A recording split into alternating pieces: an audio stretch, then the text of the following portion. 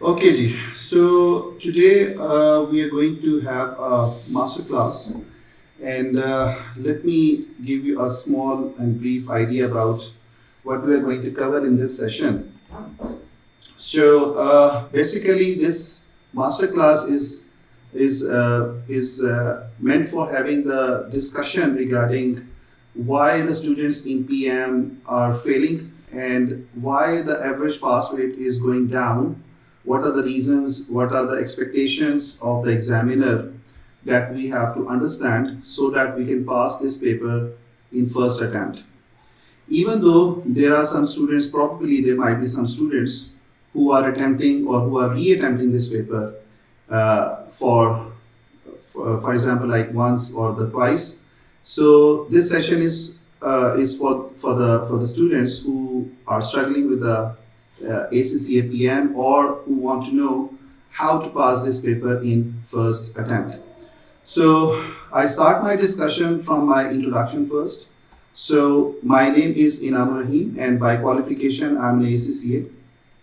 And with this, I also completed the USCMA from the USA, and also FMVA, and I'm also continuing with the CFA program. So I'm the lead instructor for professional courses like ACCA, CMA USA, CA Pakistan, and the ICAW. And with this, I'm also working as a CEO and the founder of ACCA Private Limited. So having a teaching and training experience more than 18 years, where I taught many of the ACCA students in Pakistan and also abroad. So with this, I also have worked with different in different industries. Like I have worked with a bank, I have worked for the textile sector, and in Mauritius, I have taught the students for more than 10 years. And my students of the ACCA were ranked number 1 for 5 times, particularly in this subject of ACCA PM. So it was a nationwide position, not international position, but I feel very proud to say that I have produced top affiliate in Mauritius and also the prize winners and also the number 1 position holders for the ACCA PM paper, and also for the other papers like FM and also the SPL paper, and also the Advanced Performance Management. So this was my brief introduction, and today we are going to talk about why the students are failing, why they are struggling, particularly in the section C, and what are the expectations examiner is having from the students, particularly for the section C, and what he looks into the students. Where we have to meet the expectation of the examiner. So today, after this session, I can easily say that you probably be thinking from the head of the examiner, and you will be looking for the exam from his perspective, and you will try your best to meet his expectation and pass the exam in the first attempt. So today we'll talk about the exam and the myth behind the paper PM, and then we'll talk about how you lose the marks or where you lose the marks actually, and what are the biggest mistakes you have for the paper PM. And after that we'll talk about how you're going to do the time management for this paper, and after that what are the golden rules to pass this paper in first attempt. So first of all, we need to understand about the structure of the paper PM. We have 3 sections, section A, section B, and the section C. Section A, we have objective test questions, 15 objective test questions we get, and total marks are 30 marks. And these questions can be tested from anywhere from our syllabus. So we cannot target that these number of questions will be coming from the section A, section B, or the section C or D. So we have to overall prepare the whole lot. We have to prepare, or we have to complete the whole syllabus, by the way, to attempt this section A. Then after that we have the section B. Section B, we have 3 case-based questions, and 10 of each we get the marks, and total we will getting 30 marks. So in total we'll get 5 OT questions Basically, we'll have 3 main case questions, and with that we will have 5 OT cases.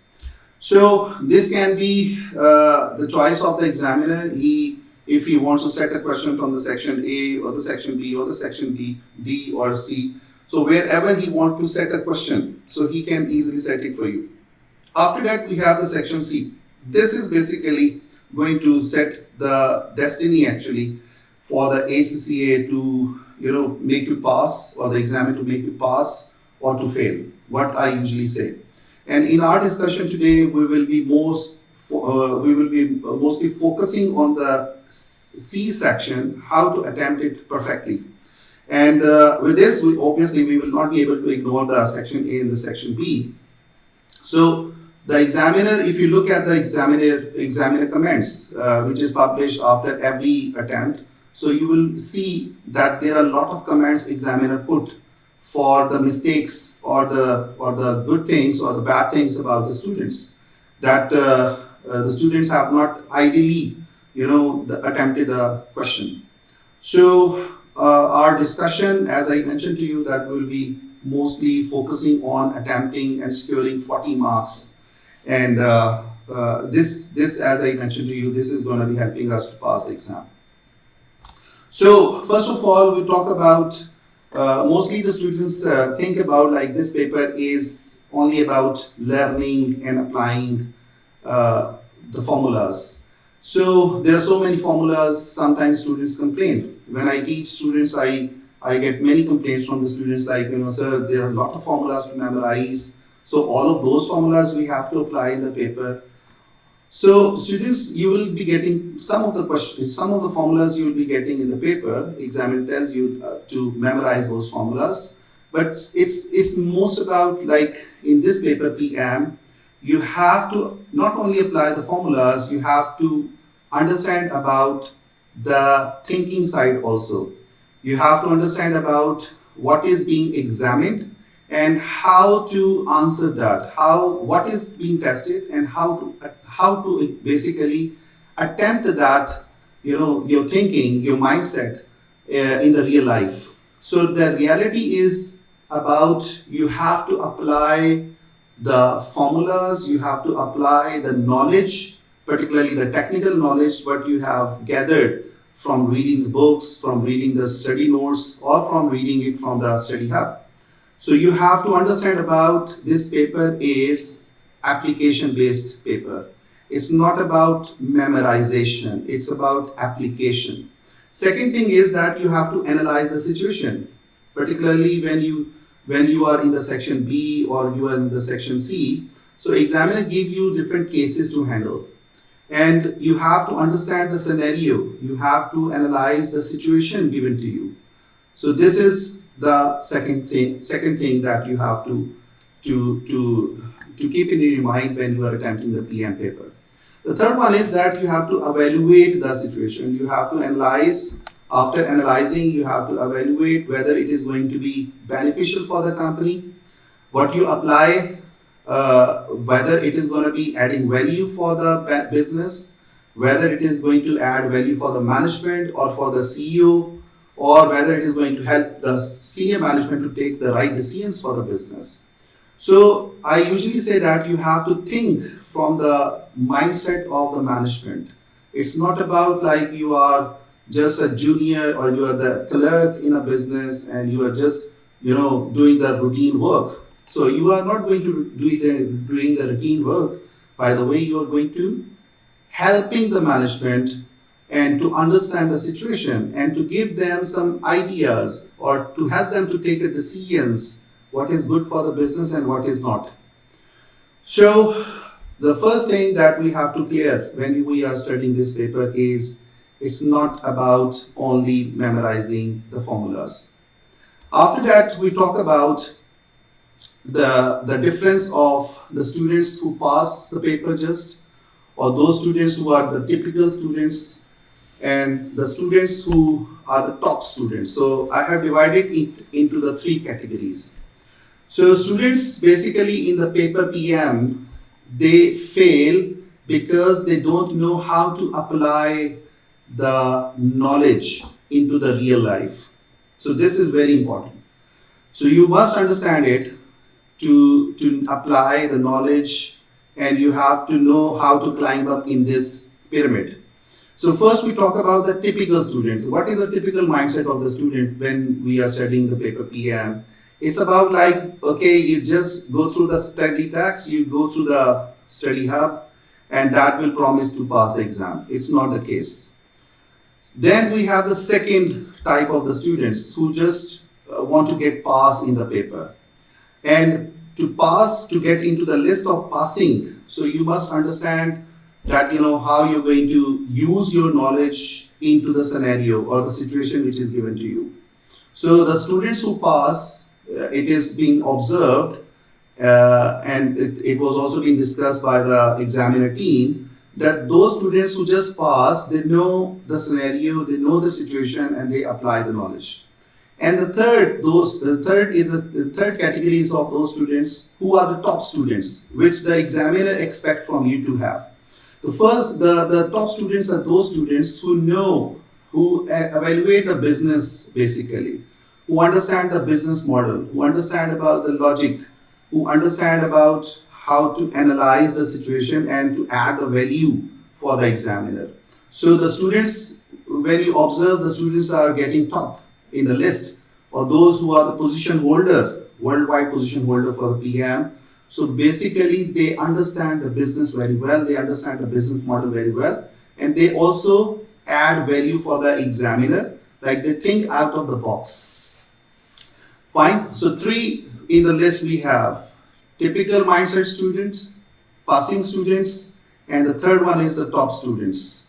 So if you want to cross just the passing line, so you must have to know how to apply the knowledge and how to add value for the top management in their decision making. So this is very important to understand. Then we talk about where the students lose the marks.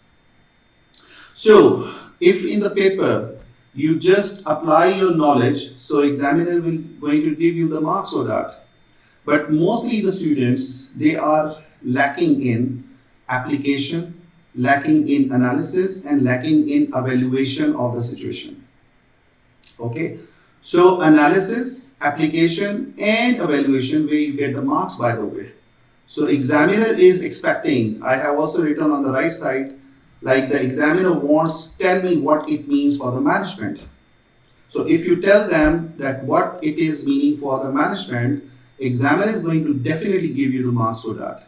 And he is not only looking for that you have a basic knowledge of the things. He will give you the marks, but he is not going to make you pass for the paper because you're lacking in application, you're lacking in analysis, or you're lacking in the evaluation. So this is very, very important.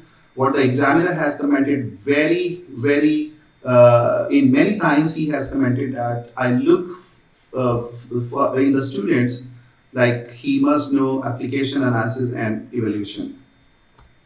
Then the mistakes the examiner is highlighting in his comment is ignoring the scenario. This is one of the fatal mistake you have. So for example, like the student answer for a balanced scorecard model, and he says that the balanced scorecard measures the performance. So actually, it is the case so. Balanced scorecard helps us in measuring the performance financially and the non-financially. But if you look into from the mind of the examiner, he says that, okay, what next? So what you will do with this actually? You're just explaining me what is the meaning of balanced scorecard, but what is next with that? So he has also highlighted like the student who get the high score, so his answer will be different. And if you look at the answer, what examiner is posting is the customer perspective matters because customer retention has fallen.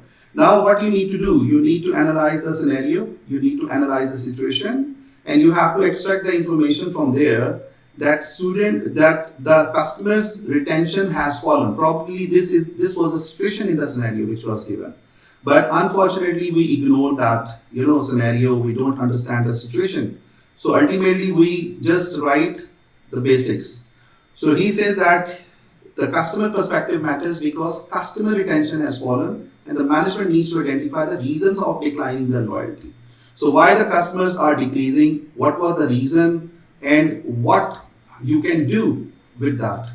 If your customers are not able to retain by the company, so what actions you can suggest actually to the company to retain them. So this is one of the good example. Examiner says that, from this, what I mean for to pass the paper, to help you to pass the exam. Then the other is, that is the second mistake the examiner is highlighting, is that, for example, like for the variance question, you get 50,000 favorable variance and it was a sale price variance. And you just mentioned, you're commenting, okay, I've calculated the variance above in my Excel file, or my table shows that the variance is favorable. And that's it.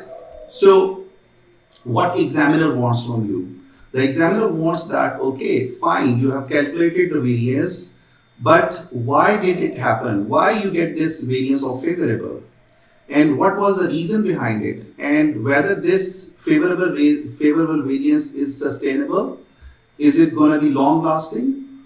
Or what further actions you can do to strengthen it or to make it more, like it appears for the upcoming years? So what actions are required, whether it is sustainable, what it causes, and why did it happen? So you have to explain this into the question. So again, I would say that analysis is there. You have to analyze it. You have to evaluate it. And you have to recommend the action, what next you can do. Okay? This is very, very important mistake what the examiner is highlighting. Then we have the four, like for the variance question again, we say that, when we are talking about the variances or we are analyzing the situation or the scenarios, so we need to understand the four steps basically. The first one is the result, what you are getting the results, what you are getting the answer of the variance. Second is what was the cause of the variance, why it happened. Third one is what was the impact of that variance onto the business. And the fourth one is what next, what the management should do. So in the fourth step, if you look at what I have highlighted here, is that you are going to be in the advisory role basically for the management. So this is one of the things that we have to clearly understand. This is the main difference of the ACCA skills level papers. If you compare it with the knowledge level papers, at that level, you just get the basic knowledge. You don't apply the knowledge into the scenarios or the situations. Or you don't talk about the actions. You don't talk about the reasons. You don't talk about the impact on the business. So here in the skills level paper, you must, for any of the situation, I am not saying that it is only for the variance. You have to apply these four steps for any of the question that is being tested, particularly in the section C. Okay. So first, results. Look at the answers, what you are getting. Second, what is it causing. Third, impact, and the fourth, action. Okay. Now, reading the requirement. This is very important. It is the third mistake the examiner is highlighting, that the student don't understand about the requirement. If I ask you evaluate the performance, so you're giving me the definition. For example, like you defining the KPIs. So here again, if you understand the requirement first and you answer that student, answer the question in the right way by analyzing the situation, by analyzing the scenario, so you will not going to lose the marks. But if you don't understand it, then it will be a problem for the student to pass the exam. So this is also highlighted by the examiner. This is the fatal mistake of the students. Then the examiner says that the students give me the generic recommendation. They give the recommendations. For example, like the student is saying we have to improve the performance.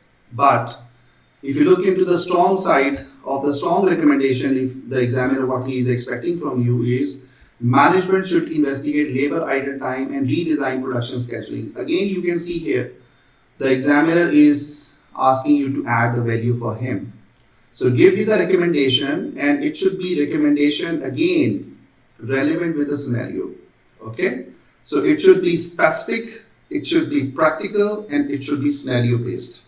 So remember that whenever you are giving your recommendations to the higher management, he says you must have three things into that.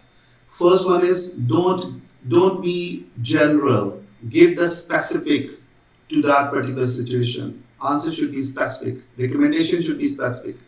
Second is it should be a practical advice. And this is where the students lack in, because most of the students are not working when they are studying the PM paper. So, and they don't know about the practical side. And most of the students say, sir, we are not in the practice, so how come we can give the answer in a practical way? So student, it depends on your understanding, it depends on the situation in the discussion, what you're getting in the classes with your teacher, with your mentor. So if your mentor is in the practice, he's working as a management guy in the company, so he will definitely be discussing with you and he is going to help you in answering the question in a practical way. And also the other side, which you can overcome this practical issue, is that you read the examiner, model answers, and that will give you the sense of practicality. And the third thing, what he's highlighting is, for the recommendation side, is it should be situation based, it should be scenario based. So three things have to be memorized when you are giving the recommendation to the higher management. After that, we talk about 10 most important mark killers that we have to avoid. And this is the list which you have to keep it in the mind whenever you are studying for the PM or you're going for an exam. The first thing is that ignoring the scenario. Don't ignore it. Second, formula. You have to, sometimes the students, they just memorize the formula, but they don't know what the formula is telling them. Third one is evaluation is weak. Then generic answer, poor interpretation, weak conclusion. You are concluding the things, you give the conclusion, but it's weak. It's not inspiring basically. Then you don't know about the verbs, action verbs. Then the other problem highlighted is the time management. Some of the students, they don't even complete the exam, particularly the section C. They leave it blank, or sometimes they attempt it halfway and then they finish the exam. And then most of the students think about, like, by memorization we'll be able to pass the exam. So these 10 mistakes you have to avoid in the paper. Then the very important point, what at the 8th number, you can see the 7th number, what the killer side is, that ignoring the command verbs. This is where the students, when they write in the C section, what are the action verbs and what the examiner expects from you, you must understand it. The first one is identify. When the examiner says that identify means what? Like, you have to name it, you have to identify the reason. For example, you have to find out the main reason behind the issues. Then it should be basically, identification is not like you are writing so much about identification, you have identified so many things. It's not about that. You have to identify the main core reason of the issues with the company. Second is explanation. Explanation refers to, like, say why. And here most of the students do the mistake, like when he's asking to explain something, so you write bullet points about that. So this is also, it means that you're not able to understand the action verbs. And the third one is discuss. Discuss is basically, it gives you more marks if you compare it with the identification. So particularly you might get more than 2 marks for this discussion. And here you have to discuss, or you have to sometimes recommend, you have to discuss in detail about the pros and cons of some of the situation. And the last one is analyze. Analyze means what? Analyze means that you will use the numbers, what you have calculated, and those numbers has to be compared with something, and then you have to tell what is your verdict about that. What is basically, what are the insights of the situation you are having, and then what can be good, what can be wrong after your analysis. So this is very important. Like, if you want to decode the paper PM, and you want to gain the marks, but you must understand about these action verbs. And also, don't write too much. Look at the identification. How many marks are there for the identification? How many marks are for the explanation? How many marks are for the discussion? So, and how many marks are there for the analysis? So you have to remember that, for each action verb there will be different marks which are allocated by the examiner.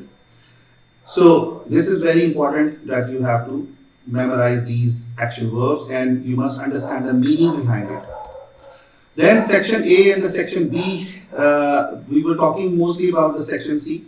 And what about the section A and the section B? Section A is as I mentioned to you, there are 15 OT questions which can come up from any of the sections. So you have to do your level best to attempt all the 15 OT cases. And if you are having some confusion or you are having some time constraint, so you can use your guesswork here. I usually say that when you are using the guesswork, so eliminate the wrong situation, eliminate the wrong options first, and then you try to choose the best one. So you can say that it is one of the area which you cannot overlook even, because you might get some easy marks, or you might be getting some easy marks in a way that there are some theoretical questions which are being asked. So examiner usually put, to make you pass, examiner helps you in putting some of the theoretical questions, rather all the numerical questions in the section A. And theoretical questions are easy to attempt as comparison with the section with the numerical questions. Because you don't need to calculate the figures, you don't need to interpret the results, so you just look at the theoretical side and you can easily get the marks. And it will also be taking lesser time. But for example, like you get answered in 30 seconds or 1 minute. So it can help you to save your time also for the other OT questions. Then section B is 3 cases that are tested. And here again you have to understand the scenario, because 4 or 5 questions would be related with the scenario. And if you miss that scenario part, you don't able to analyze the situation. You are not able to highlight the issues into that scenario. So you won't be able to answer the 4 or 5 questions. And here, again, the good thing is that some of the part of the questions will be the theoretical and some of them will be numerical. So this is very important, and also you must understand that what are the 3 areas that the examiner can test from you, and these are basically from any of the section, but you get some idea if you look into the past comments by the examiner or the examiner reports if you read. So you might get some idea that what can be tested next time in the paper. So this is also again going to be in the same way it is going to be attempted as like the section A, but only the difference is that here you have to look into you have to analyze the situation which is given to you. Now, where exams are won, what is the reality about, what is the difference of the strong students and the weak students? What are the good side of the students and what are the bad side of the students? So this also has to be remembered by the students. First thing is that plan your answer before you write. And this tip is again for the section C. Okay, so first of all, you must in the rough paper which is given to you in the exam, you have to look into the sequence, like what you will explain first, second, third and fourth. Then you have to use your scenario. You have to give a reference to the scenario whenever you're writing something. Don't write independently. Write in the context of the scenario. Write in the context of the situation which is given to you. Then don't describe what you have learned. Okay, so you have to evaluate, you have to apply the knowledge. Then give the specific recommendation relevant with the scenario again. Don't give the general recommendations. This is already we have talked about. And the weak students, what they do, they copy the theory, and that the examiner, the examiner penalize you if you just copy paste in the paper. So don't write the same theory, but you have to write in your own words. And then don't repeat the things. Whatever you have written before, so don't repeat it again. Then you must understand the context entirely, okay? And then don't rewrite the calculations again and again. So these are the problems of the weak students. Now, what should be the winning formula for you guys to pass the paper? So first thing is read the requirement, understand the action verbs, understand the marks for each part of the question, and then allocate your time. For example, if it is of 2 marks, so how much time you will be going to allocate it. So this is the first thing. Second is you have to highlight the scenario facts.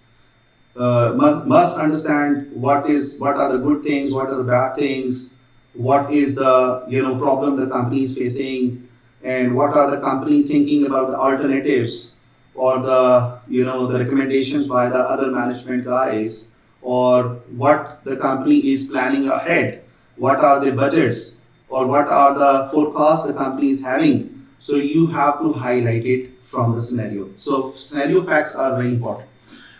Third thing is that structure. Structure your headings per your requirement. Because don't start giving the answer straight away. So you have to put the heading first. For example, like ABC analysis or whatever. What is the requirement? In the exam. So as per the requirement, give the heading. Fourth thing is evaluate. As I mentioned to you, evaluate the numbers, evaluate the data which is given to you, then evaluate it or compare it with your benchmark or the comparator, and then give your verdict about that. And the last thing is conclusion, what the management has to do. So these are the 5 things: read, highlight, structure, evaluate, and conclusion. This is basically the area of the strong question, strong answer, by the way. Okay, now what the examiners love to see in your scripts, basically. So first thing is, as we have discussed, heading must be clear. It should be business focus, scenario focus, references of the scenarios. Whatever you are writing, give it to relate with the scenario. Okay, then analysis. Then your professional recommendations, and then whatever the recommendations you are giving, it should be logical. It should make sense to the examiner. Don't give any conclusion which is general or the vague. So it should be logical. It should be helping the management to get some results, or after your recommendation, the situation will improve. So this is the way you have to answer your question, particularly the section C. Then the time management, we must also know about it. Like for the section A, we have 30 marks for that, and we have 54 minutes, and the same 54 minutes are there for the section B. It's very easy to calculate because for every 1 mark, you have 1.8 minutes to answer the question. So if you are having 30 marks in the section A, so if you multiply it by 1.8, so you will be getting 54 minutes for the section A, and same it is for the 54 minutes for the section B, but you will be having more time for the section C because it is of 40 marks. So section C is, you can see here, you are having 40 marks. If you multiply by 1.8, you will be getting the answer, the minutes. So in total, you have 180 minutes to answer the question. So don't leave any question. Try to work out onto your time management, and you solve the question within the given time. Then the students who are failing in the paper, what they lack in. So we talk about this one in the slide. The first thing is that if any of the students is scoring less than 30 marks, so it means that he lacks in the technical knowledge. He don't understand the concept. Altogether he is missing out the concept. He is not ready for the exam. He don't understand the syllabus content, by the way. Or he has not completed the study text or complete the syllabus.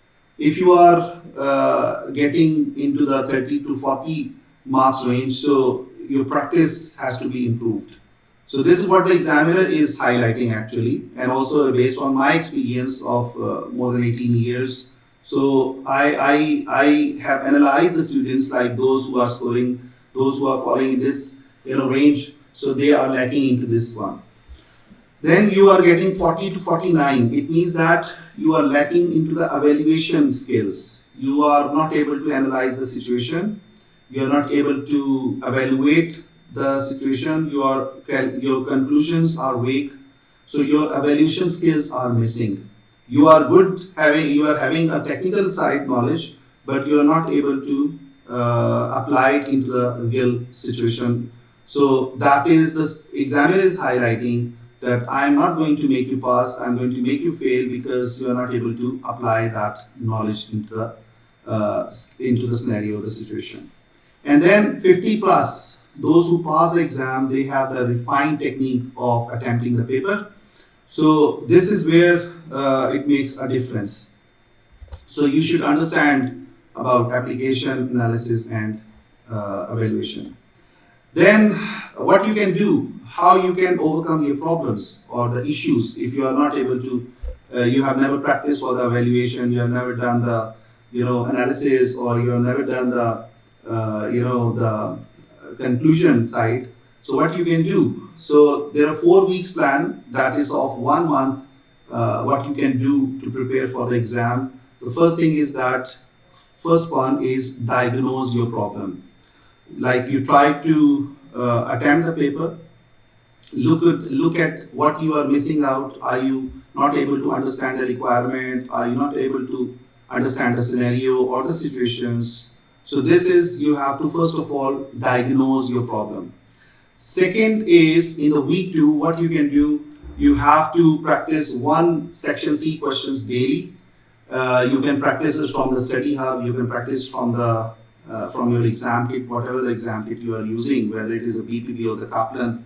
So choose one source and then resource, and then you can start practicing it on a daily basis. Then the third thing is, the third week, what you can do, you can practice what you have practiced manually. Now you can put it onto the Excel side, on the spreadsheet. Okay, at least for every topic, for every section, if you're working on a long question, so try to work out onto the spreadsheet. And then the week 4, try to rehearse. It is a rehearsal basically. And what you can do, try to attempt the full book exam. Like we call this as a mock exam. And after attempting the mock exam, try to match your answer with the examiner's report. Open the examiner report. You can select the past paper questions from the examiner reports, and then match your answer with the examiner reports, and highlight what you are missing into that. Okay, how much closer you are getting to the examiner script, examiner answer, and are the differences or the variances very high. So you have to do the rehearsal of this. So week by week plan that I have shared with you is that you have to diagnose your problem, rebuild it, practice it, particularly the section C, then calculate it, work out onto the spreadsheet, and the fourth one is do the rehearsal by attempting the mock paper. Okay, so basically my message to you guys based on our discussion today is that you have to not behave like a student. You are not just a student here when you are attempting the paper PM. You are here the part of the management, and you are going to analyze the situation, interpretations. You are going to do the using your judgments, and you're going to add value for the management or adding value for the business. So what they have to act on, what is your advice to make the situation improved. So this is a very important side that I wanted to highlight, and this is my clear message to you guys. Okay, so this was all about a small and brief session about why the students fail in the paper, what we can do, what are the expectations of the examiner you have, and if you have any questions, so please feel free to ask me.